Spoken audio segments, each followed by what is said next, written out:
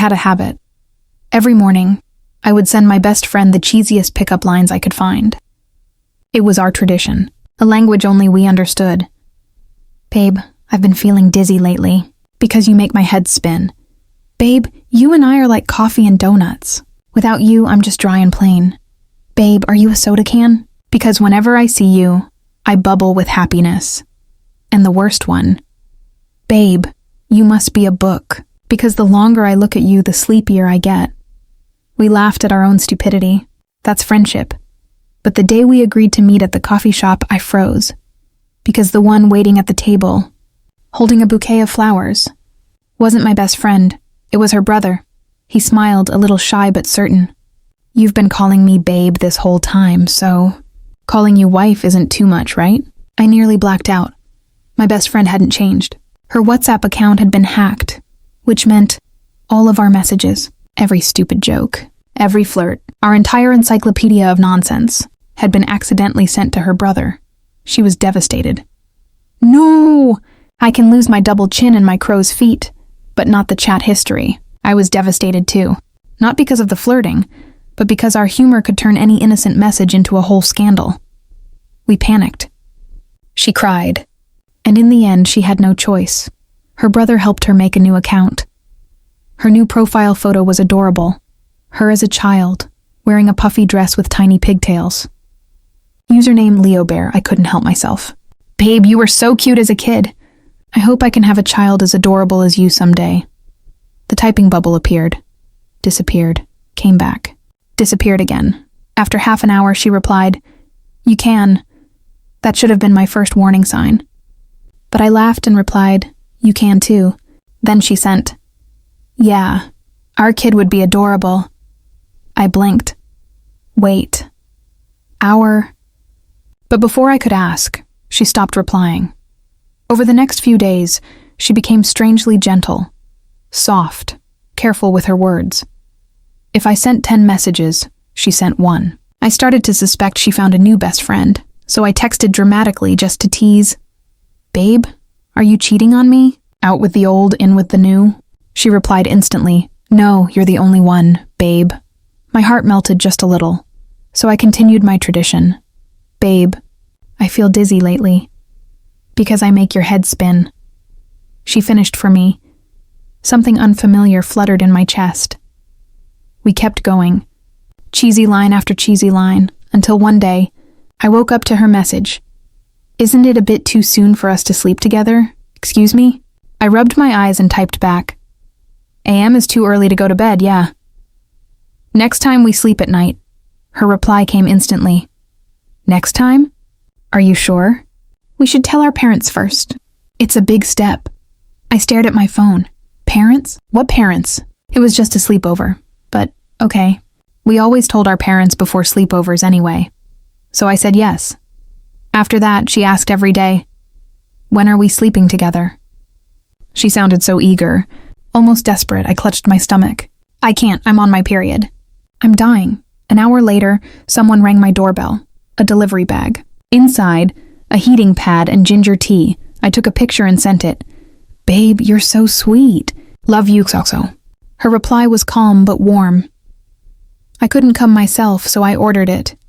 "Next time, I'll make something for you." I swear, in that moment, I decided she would be my friend forever. But work got crazy. I got busy. I didn't reply for a few hours. When I checked my phone, there were dozens of messages, worried ones, panicking ones. "Where are you? Are you okay? If I did something wrong, I'll change. Just tell me. Babe, please don't ignore me. If you don't answer, I'm calling the police." My chest tightened. All that, just because I didn't reply? I quickly reassured her. "I'm fine, babe. Just work issues. Boss is squeezing the life out of me," I added, joking. I heard he yells at people for breathing wrong. Thank God I never met him or I'd cry on the spot. Her reply came fast, sharp. "He's not like that." I blinked. "How do you know?" She didn't answer for a long time. Then, "We're not related." Not related. Why did she answer the question I didn't ask? I brushed it off and kept talking. We fell back into rhythm, almost. But something was different now. When I complained about sore boobs and asked jokingly, Babe, if you were here, you could give me a massage. She froze. Her tone changed, serious, almost breathless. Let's change the subject, I laughed. What, you don't want to help me now? She hesitated, then, if you insist on helping me back, then we can talk about that later. I giggled. So you will massage me? There was a long pause, then a single word. Fine. I sent a kissing emoji. She sent one back, then immediately deleted it. That was an accident. But it wasn't, and we both knew. Don't get the wrong idea. I completely lost it laughing. She was always like this, acting all tough, pretending nothing ever flustered her. Meanwhile, the algorithm clearly understood me better than any human ever had. My shopping feed was full of cat ears, lace lingerie, and handcuffs. And then I remembered. My bestie once said she wanted to seduce her crush on her birthday. Perfect timing, so without hesitation, I ordered everything. The moment the package reached her, she sent me a message. What exactly are you trying to say by sending me all this? Her tone was stiff, but I could practically see her blushing. I replied, You told me you wanted to seduce him, right? I'm helping you. She paused. How did you know? I laughed to myself. Because we're on the same wavelength. Obviously. She tried to regain composure. A girl should be more reserved. This isn't very proper. Proper? Love is for the bold. Now go do what you said you were going to do. There was a long silence. And then, I do want to, I knew it. We were both a pair of hopeless romantic idiots trying to act classy. I typed back, He he he, after it happens. You better tell me everything. She took 10 minutes to reply. I won't let you down.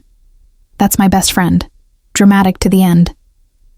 Meanwhile, at work, my coworkers were whispering about the CEO. You won't believe what I saw.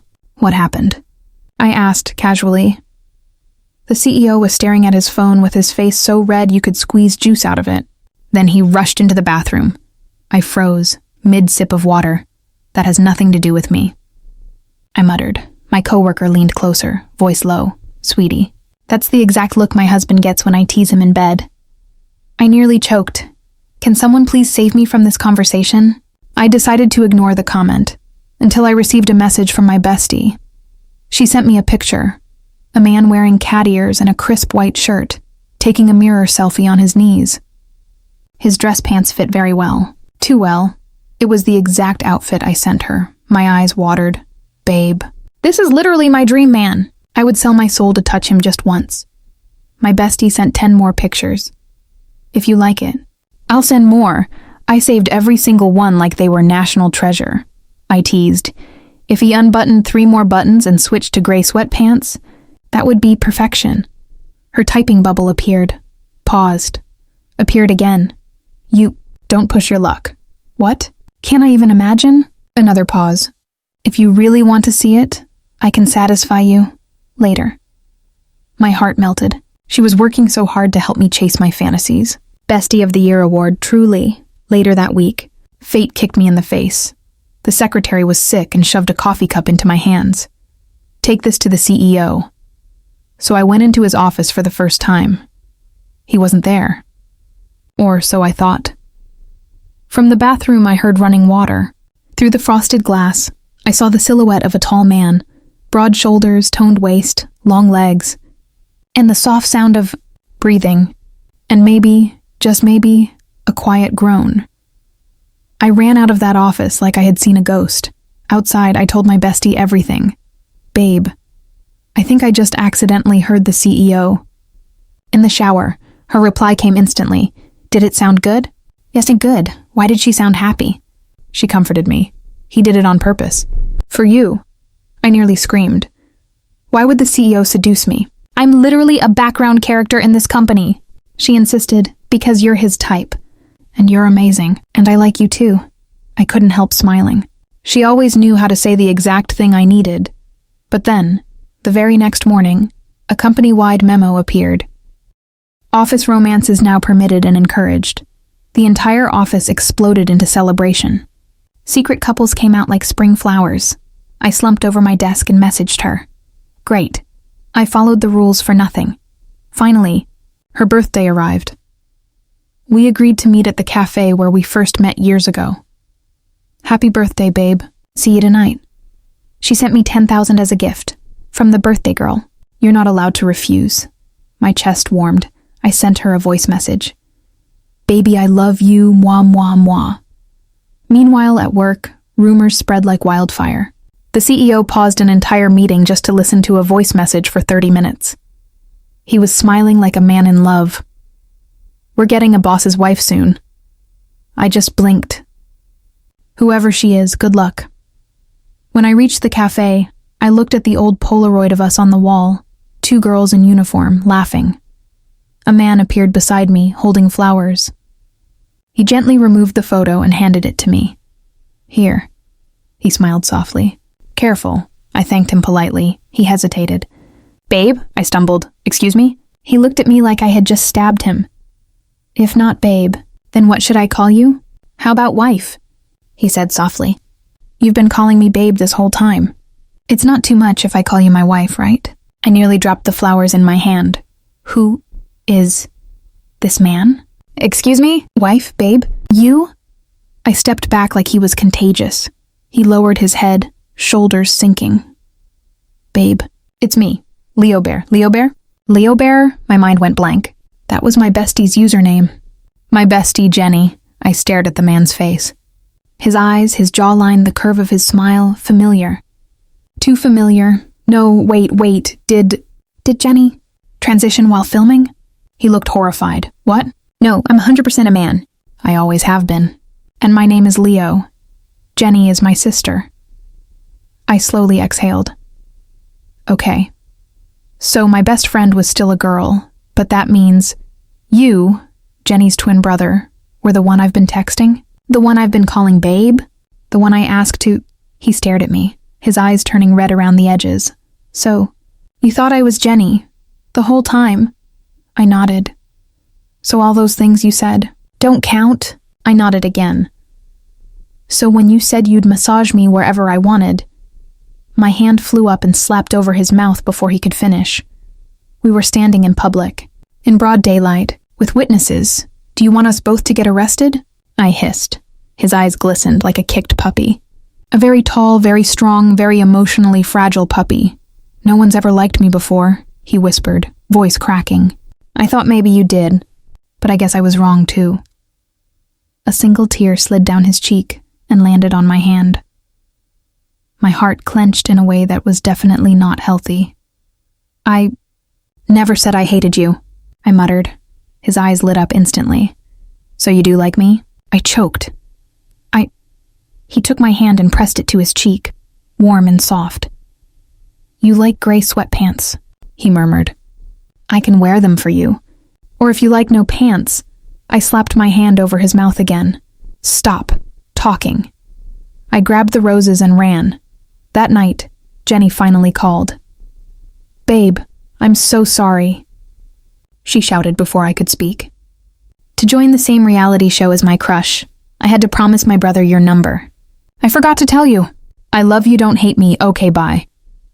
The line cut off, and just like that, my life became a telenovela. Jenny re-added me on her real new account. Profile picture. A toddler running around with no pants. How? Was I supposed to know? These two were siblings. I ignored Leo for 3 days. He messaged me every morning. Good morning, wife. I miss you, wife. Did you eat, wife? Wife? I was thinking about giving up and accepting fate because the cat ears were cute. And the sweatpants. No. Focus. Work was chaos. The CEO is yelling at everyone today. A coworker sniffed. He's terrifying. Thank God I didn't have to face him. Lexi.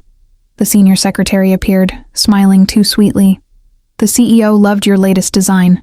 He wants to hear your inspiration. Personally, my soul left my body. I walked to his office. My heart was beating like a drum in a war movie. Knocked. Come in. The voice was deep, warm, familiar.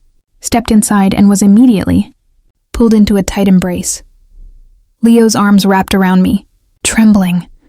Babe, he whispered, voice cracking. Why did you ignore me? Did I do something wrong? I'll fix anything, just please don't disappear. You're all I have. His words hit like a quiet earthquake. Jenny once told me their parents died young. Jenny grew up spoiled in the city. Leo was left in the countryside, alone. I remembered the first and only time I met him as kids. The dirt on his face, the shack with holes in the roof, the pride that kept him from asking for help. He was still that boy, somewhere inside. Except now. That boy was the CEO, and he was wearing gray sweatpants. My face went scarlet. "The pants are a bit tight," he said calmly. "I'll buy a bigger size next time." "Sir, the problem is not the pants." "Babe," he whispered, voice cracking again. "You don't like it? Or you don't like me?" His voice trembled. He looked like he was one apology away from falling apart completely. He took a slow breath. "Lexi, let me start over." He stepped back, held out his hand like we were meeting for the first time. Soft smile, gentle eyes, hopeful heart. "Hi, I'm Leo. Can you give me a chance to love you?" Jenny returned later with her new boyfriend, the crush she chased for a month in the wilderness. "Look, I won my man," she announced proudly. I pointed at her. "Do you know how many indecent things I said to your brother because of you?" Jenny grinned. "Oh, how indecent." I covered my face. "I need to move countries." Jenny patted my back. "To heal your emotional trauma, we're going to my bar." Her bar looked normal, but the male models inside? God took his time, I whispered. "Aren't you scared your boyfriend will get jealous?" Jenny sipped her drink coolly. "I'm the owner." "This is just business," I nodded. "Valid. Proceed." "You've been working yourself into the ground," Jenny said, tossing an arm around my shoulder. "As your best friend, I have a responsibility to rescue your sanity with something fun." Right then, a group of male models walked in, all tall and polished like they stepped out of a magazine shoot. But before any of them even had time to pose, the door slammed open. Chris stood there, jaw clenched, looking like someone had just stolen his heart and set it on fire. "Jenny," he said, voice low. "Am I not enough for you?" Oh no, this was not my business. I did not want to be here. Jenny's entire persona flipped in an instant. She plastered on a smile so sweet it could rot teeth. "No, no, no, baby. You're misunderstanding." Lexi invited them. "Right, Lexi?" She looked at me with eyes that screamed, "If you don't back me up, we both die." I nodded so hard I probably looked like a bobblehead. Chris sighed and dragged Jenny out the door bridal style. She mouthed, "Good luck," before disappearing. The door had barely closed when it flew open again. "Babe." Leo stood there, chest rising, voice full of wounded drama. Were my cat ears not cute enough? Or was it the gray sweatpants? Oh God. The male models silently shuffled out like they wanted no part of whatever this was. Leo crossed the room with that intense look, the one that said he had zero intention of letting me run. And he scooped me up like I weighed nothing. That night, he didn't touch me. He didn't even try anything. Instead, he changed outfits, cat ear hoodie, lab coat, suit jacket, glasses. After every outfit, he asked one question. "Tell me, babe, who's hotter? Those guys or me?" I tried to keep a straight face. I really did, but his abs existed and I am only human. "You," I admitted. Leo's smile was slow, a little dangerous. "What's my name?" I thought for a second. "Leo?" He shook his head. "Wrong." "Mr. Ford?" "Still no. Jenny's brother?" That earned a quiet, disbelieving laugh. He stepped forward, arms looping around my waist, eyes meeting mine like he was letting me see every unguarded piece of him. "Last try, babe." I swallowed. "Babe?" His grin melted into something soft, warm, almost relieved. "That's right." He leaned close, voice low enough to tremble in my chest. "Good girl." My heart did a thing I was very unprepared for. The next morning, I found Jenny lying on her couch, groaning like someone had stolen her soul. "You look like death," I said. "You look great," she croaked. "So my brother really can't— Nothing happened."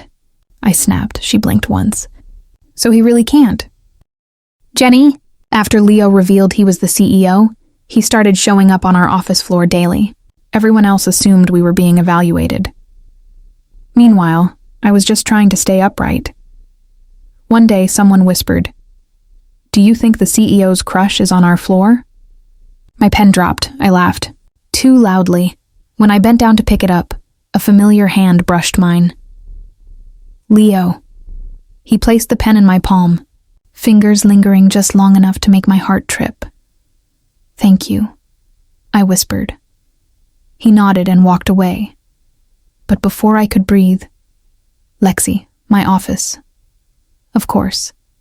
The moment the door closed, he pulled me against him. "Why are you avoiding me?" he asked, voice quieter than usual. "I thought we were..." "Trying," I hesitated. "I said you could pursue me. I didn't say I was your girlfriend." His expression didn't fall, but something in his eyes did. "I see," he murmured. I assumed too much. He stepped back, almost like he was preparing to leave, then paused. Then, "At least let me be honest," he said softly. "I've lived most of my life without being chosen. I don't want to lose the first person who ever made me feel like I mattered." The room stilled, and just like that, the walls around my heart shifted. "We can try," I whispered. "For real." Leo exhaled like he'd been holding that breath for years. Then he took my hand, carefully, like it was something precious. "Then I'll give you everything," he said. At Jenny's wedding, she didn't toss her bouquet. She walked straight to me and set it in my hands.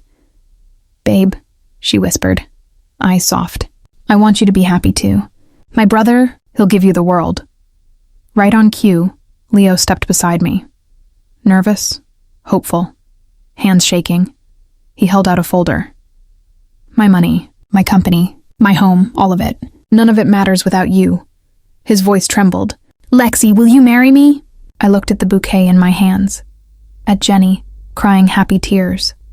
At Leo, wearing his heart openly, no walls left. My eyes warmed. "I will." Inside the envelope was a small velvet box. When I opened it, a diamond ring sparkled under the light. I held it out to Leo. "Put it on for me." He froze, like he wasn't sure he heard correctly. What did you say?" I placed my hand in his. "I said, put it on, you idiot." His breath hitched. His hands trembled as he slid the ring onto my finger. When he looked up, his eyes were red, overwhelmed in a way words couldn't express. I brought Leo home. My parents, both gentle and scholarly, were instantly fond of him. "Jenny has always been like a daughter to us," my mother said warmly. "So her brother joining our family feels just right." Leo lowered his head, trying to hide the tears gathering in his eyes. He cried quietly when they served him soup, when they told him to eat more, when my father asked if he had been sleeping well. I squeezed his hand under the table and whispered, "From today, my parents are your parents too." Leo's fingers tightened around mine. "Thank you," he murmured. "Thank you for finding me." I looked at Leo and suddenly hesitated, because his face was almost a mirror of Jenny's. "Babe, I don't know. This feels so strange," I whispered. Leo paused, confused. "What's wrong?" I covered my face with both hands. "I feel like I'm committing some kind of crime. I feel like I'm with Jenny." He blinked, then blinked again. "Oh." We stared at each other. Then I reached into the drawer, pulled out a silk blindfold, and tied it around his eyes. "There," I said proudly. "Problem solved," Leo sighed dramatically. "Babe, how am I supposed to..." My face heated. "Just hold still, I'll figure it out." He nodded like a soldier about to brave battle. And somehow, it worked. Jenny noticed the marks on my neck immediately. "So," she sipped her coffee, eyes sparkling. "Is it big?" I choked. "What?" "Jenny," she smirked. "I meant his pecs, Lexi. What were you thinking about?" My face was on fire. "Well, they are. Pretty big." Jenny nodded solemnly. "Good, mine too." We looked at each other, then burst out laughing. My mother married a man her family disapproved of. The marriage didn't survive. Neither did they. I was 10 when I lost both parents. My grandfather, broken by grief, pulled me to the countryside. He refused treatment. Some days he forgot who I was and sent me outside into the cold. Some days he held my hand and talked to me like I was his son. I stayed. Because he was my mother's father, and I loved her. Those years were bleak. The only bright memory was my sister Jenny, somewhere far away, living the kind of life I wanted for her. I never wanted her to see the version of me who lived among peeling walls and frostbitten winters. But she came anyway. I had to push her away to protect her. And then Lexi appeared. Fierce, small, bowl cut, and wielding a stick like a warrior.